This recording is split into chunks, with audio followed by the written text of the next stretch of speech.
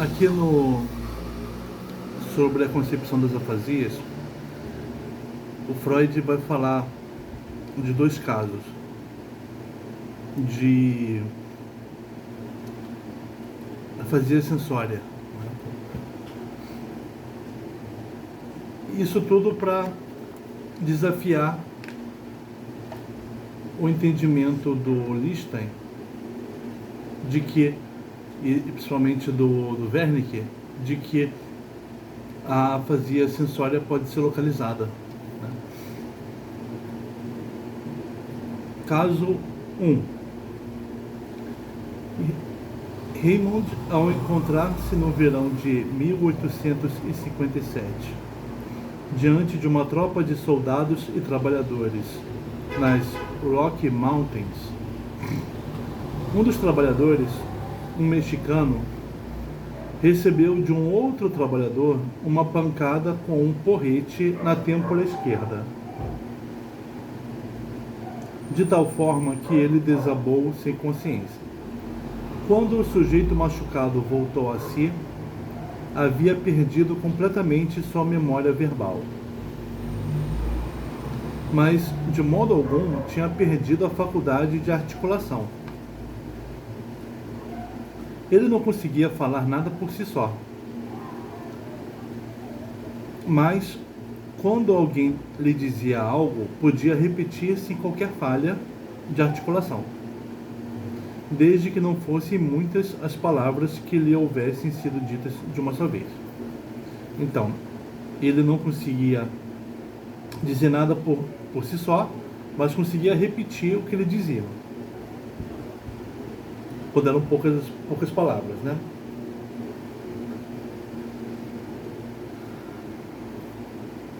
Quando Raymond, por exemplo, perguntou: como sientes a hora?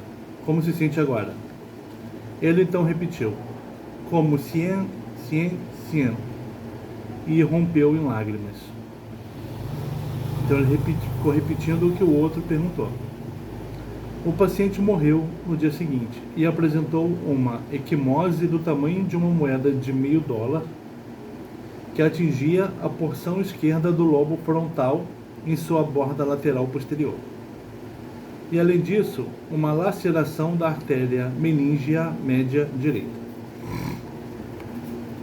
Tende-se talvez, a supor que a investigação de Raymond, nesse caso, pode não ter sido muito exaustiva,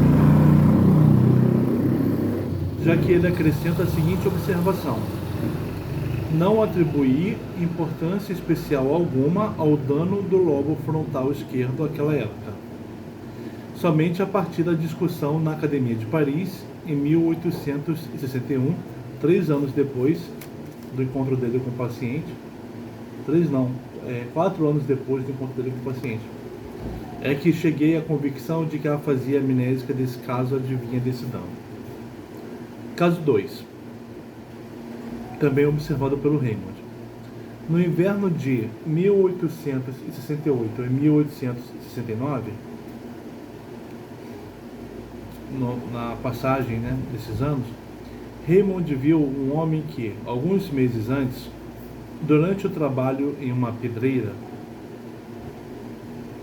sofrera o impacto de uma máquina contra o lado esquerdo da cabeça. O paciente parecia muito inteligente, compreendia tudo o que lhe diziam, fazia os mais desesperados esforços para falar por conta própria. Contudo, nunca soltava outras palavras a não ser sim e não. Raymond perguntou-lhe: o senhor nasceu na Prússia? Não. Na Baviera? Não. Na Áustria? Não. Na Suíça? Sim, sim, sim. Suíça, Suíça. Então ele riu e moveu a mão em todas as direções. Raymond supôs que, em função daquele acidente, uma fratura no osso craniano teria ocorrido e que uma lasca de osso pressionava o terceiro giro frontal.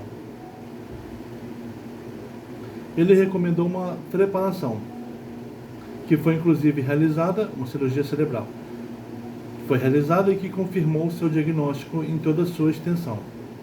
Tão logo o paciente acordou de seu estado de narcose, sua linguagem já havia sido restabelecida. Comentários sobre os casos.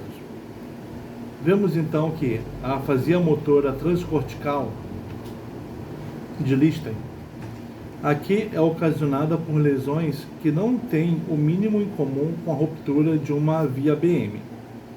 Então ele está falando que esses dois casos, a afasia motora transcortical, não tem a ver com uma ruptura BM, que é do centro de memória para o centro motor. Em uma consideração mais detida desses casos, surge diante de nós outro ponto de vista importante que se estaria justificado em considerar também para outros distúrbios da linguagem. Sabe-se de modo geral que a afasia motora, na grande maioria dos casos, tem por base um amolecimento. Ora, é certamente uma coincidência digna de atenção que os casos da assim chamada afasia transcortical, anteriormente mencionados, remontam-se em exceção a lesões de outra natureza. Inclusive o caso de Heubner, que apresenta uma lesão sensória. O caso exemplar do próprio Lichten é de natureza traumática, bem como ambos os casos de Raymond. No caso de Magna, finalmente, tratava-se de um tumor.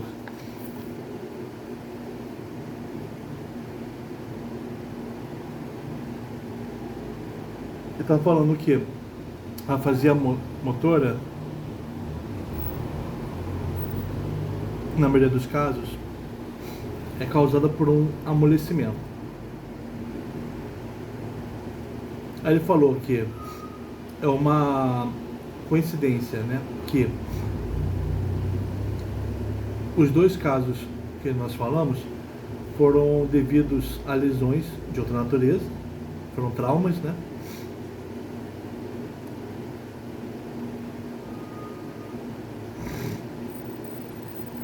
E um outro caso analisado por Magna foi devido a um tumor. Então tem causas diferentes na lesão motora, lesão do centro motor. Agora sabemos que as partes do cérebro cujos adoecimentos se revelam geralmente através de sintomas, somente nos fornecem sintomas locais. Diante dos quais resta-nos desvendar o diagnóstico do processo patológico através de circunstâncias colaterais do caso, ou através do desenrolar da afecção. Ele está falando o quê?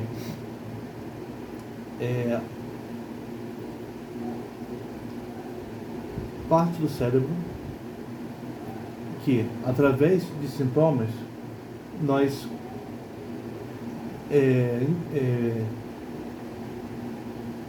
apontamos que há um adoecimento delas, mas esses sintomas são locais.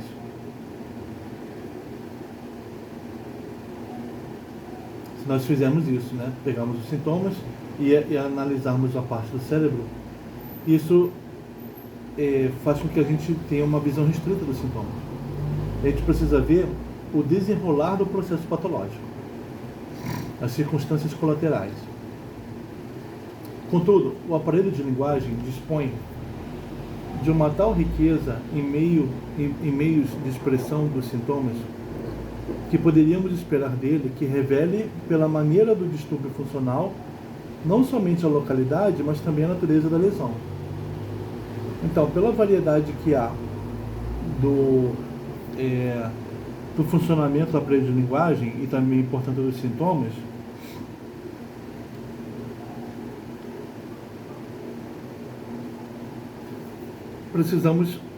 não dá para a gente pensar numa localização do dano, da lesão, né? Talvez não seja um dia possível separar clinicamente as afasias provocadas por hemorragia daquelas provocadas por amolecimento, e reconhecer uma série de distúrbios de linguagem como sendo característica de processos específicos no aparelho de linguagem. Em relação à assim chamada afasia motora transcortical, em todo caso, deve-se tomar como algo demonstrado que sua existência nada comprova a favor da suposição de uma via BM para o falar espontâneo. A afasia motora transcortical, ela não nos permite falar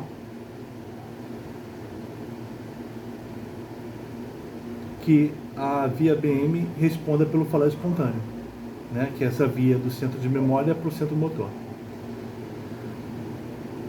Essa forma de distúrbio de linguagem sucede a afasia motora transcortical, sucede tanto por causa de lesões de regiões sensórias da linguagem,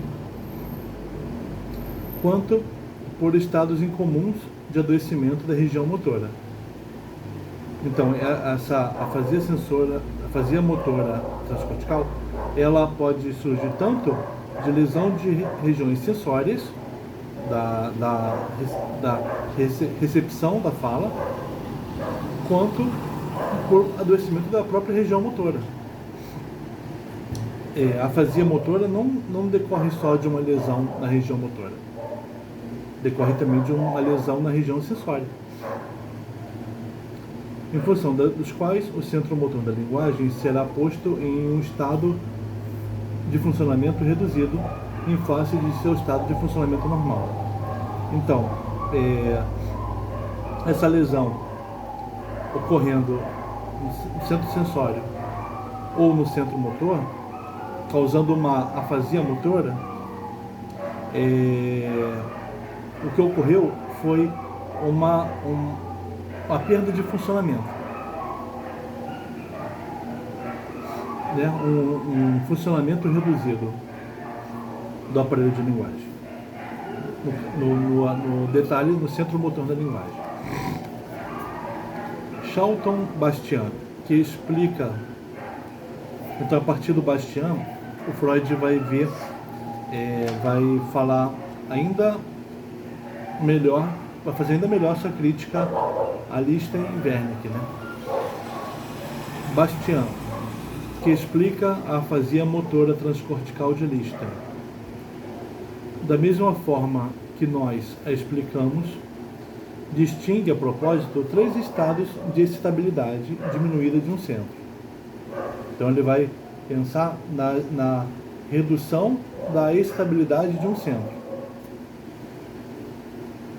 A redução mais leve da excitabilidade do centro se apresenta de tal maneira que o centro não reage mais a um estímulo voluntário, mas reage ainda ao estímulo provindo do caminho da associação com outro centro e à excitação sensível direta. Então, quando há uma redução leve na excitação do centro motor, o centro não reage mais. O centro ele reage quando o estímulo vem da associação, né, do B, ou quando o centro motor é acessado diretamente.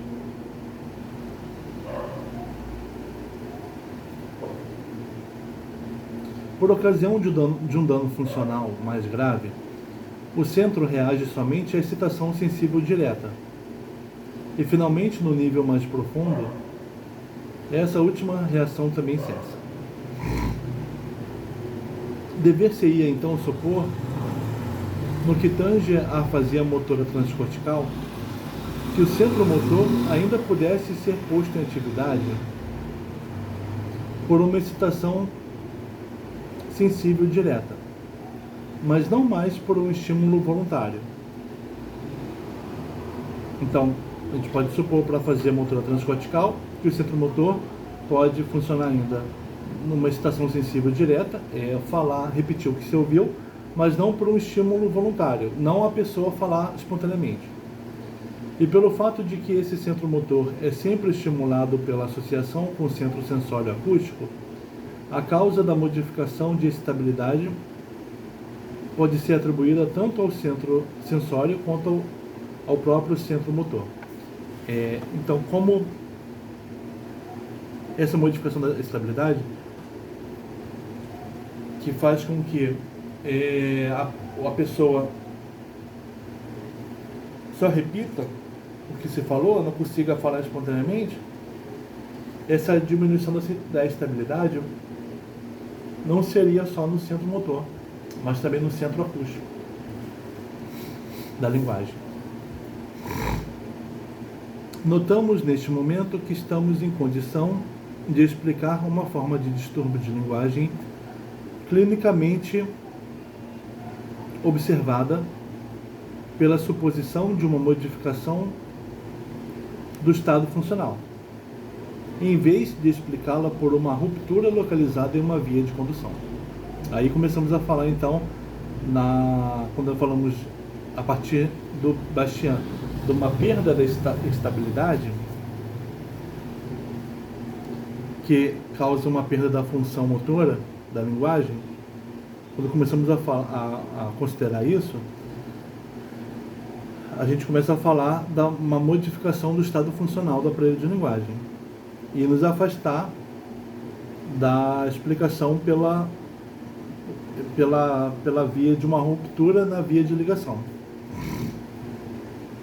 via de condução.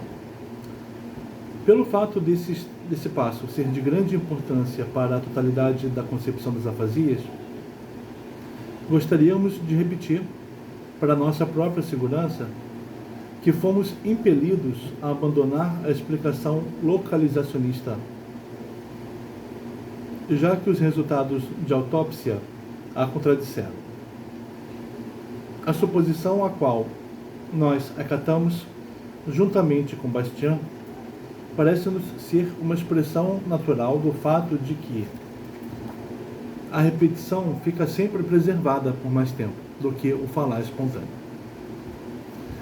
Veremos posteriormente alguns fatos que nos comprovam também que a ação associativa de um centro é perdida com menos facilidade do que a assim chamada ação espontânea.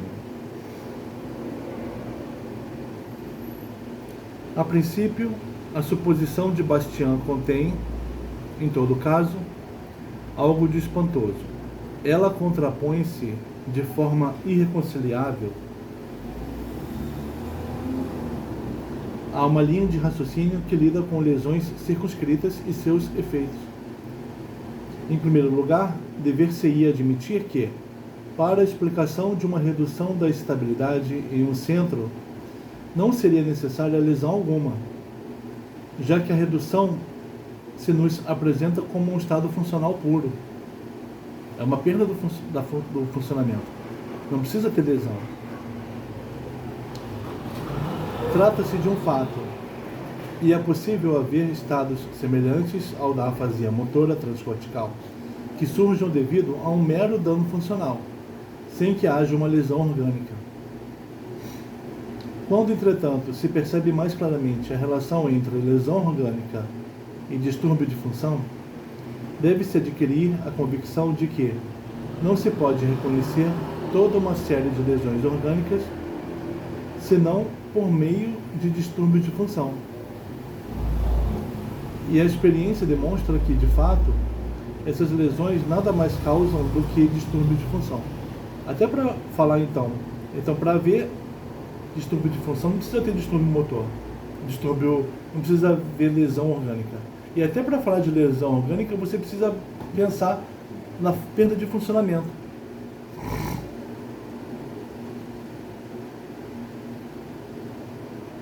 Há décadas imbuídos do empenho de nos servirmos dos distúrbios que a clínica nos oferece para chegarmos ao conhecimento da localização das funções, acostumamos-nos a exigir das lesões orgânicas que elas destruam totalmente uma parte dos elementos do sistema nervoso e deixem as outras partes totalmente lesas.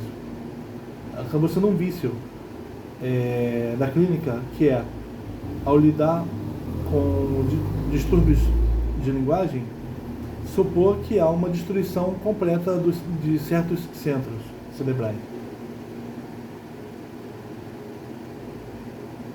enquanto deixa outras partes lesas.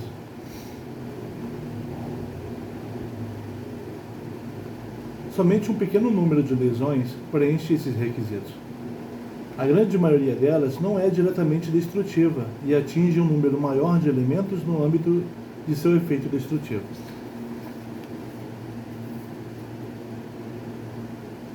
Então, a maioria das lesões não é destrutiva. Ela acarreta uma redução na excitabilidade ou uma perda na função. Além disso, resta-nos voltar um olhar atento à relação entre uma lesão parcialmente destrutiva e o aparelho por ela acometido. Há dois casos plausíveis que também são encontrados na realidade. Então, ele quer falar da relação entre uma lesão parcialmente destrutiva e o aparelho por ela acometido. Ou bem um aparelho se mostra danificado pela lesão em algumas partes isoladas, enquanto suas partes preservadas funcionam de modo inalterado, ou bem o aparelho reage à lesão como um todo solidário. Não deixa a ausência de partes isoladas ser notada, mas sim mostra-se enfraquecido em sua função. Ele responde à lesão parcialmente destrutiva com um distúrbio de função, que também poderia surgir em virtude de um dano imaterial.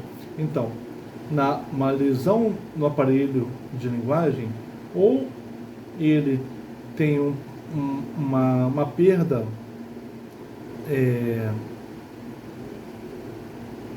ele tem uma lesão em uma parte e a preservação de outras partes que funcionam sem problema, ou ele todo funciona de forma solidária, de modo que a perda do funcionamento ocorre porque ele todo teve o seu funcionamento prejudicado.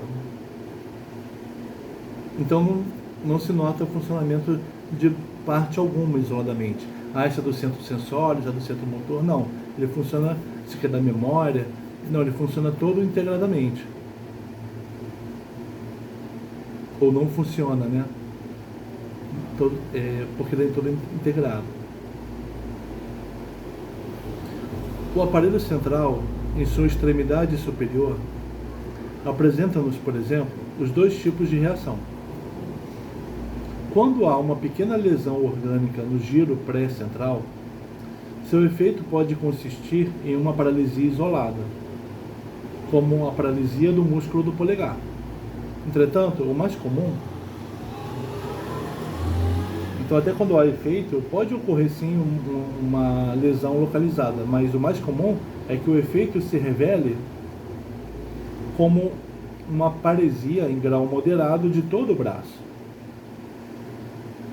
Lembra que a gente viu nos textos anteriores de Freud que na histeria uma contratura, uma anestesia não ocorre só na mão, ocorre no braço inteiro, né? O efeito o sintoma histérico ele é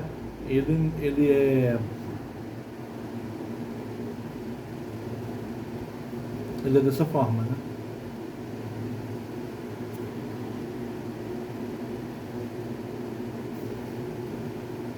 O aparelho de linguagem parece, então, demonstrar em todas as suas partes a segunda forma de reação à lesão não destrutiva. Qual é?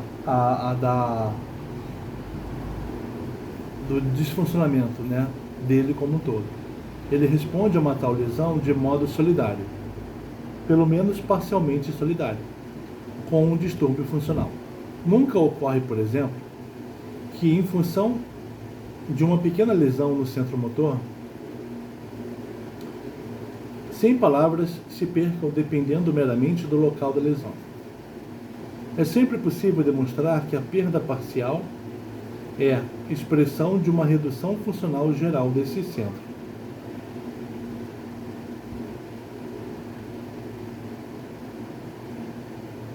A propósito, não é óbvio que os centros de linguagem se comportem dessa maneira. E isso nos servirá de auxílio para fazermos, posteriormente, uma ideia bastante precisa da estrutura desses centros.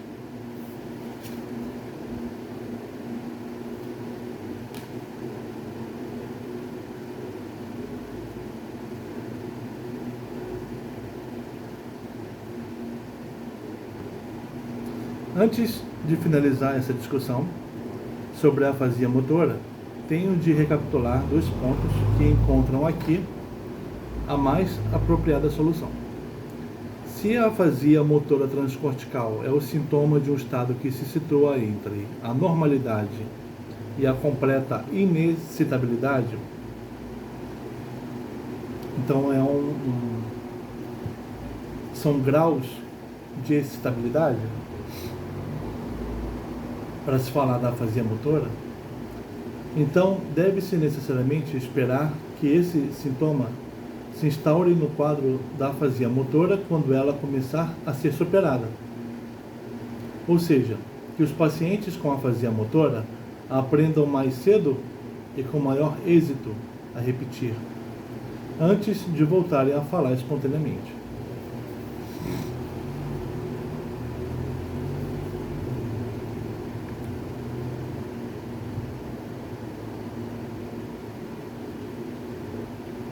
Creio que um caso de Olgue nos permita reconhecer essa característica.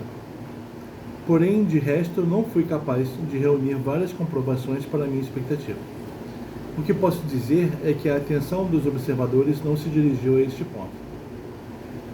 Além disso, devo considerar uma objeção que certamente cada um dos leitores já fez. Se o falar espontâneo se dá pelo caminho B, que é o centro da memória, A, centro acústico, M, centro motor, B, A, M, passando pelas imagens de som, ou seja, passando pelo centro acústico para recolher as imagens de som,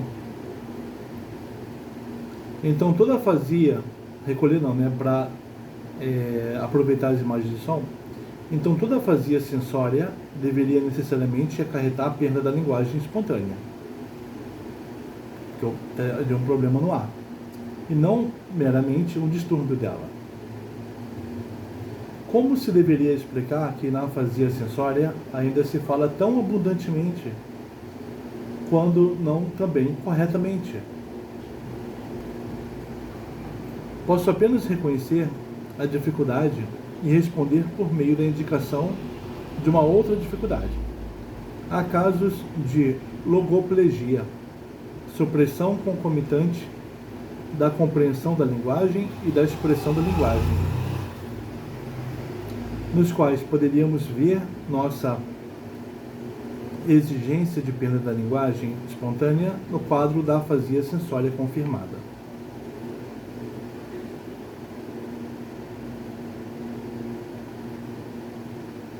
Eles se baseiam, contudo, em lesões múltiplas ou extensas que atingem, ao mesmo tempo, o território motor e o sensório. Esses casos demandam um procedimento clínico todo especial. O distúrbio sensório melhora de fato e, em um estágio posterior, o doente apresenta o quadro de uma afasia motora pura.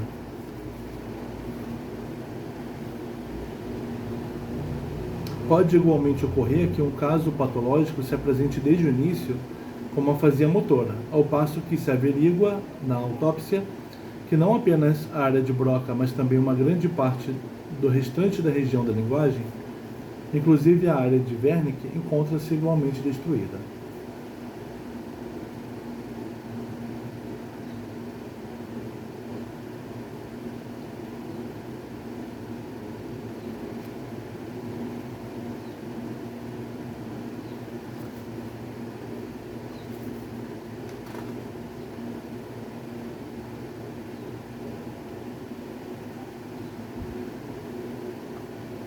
A gente continua no próximo vídeo.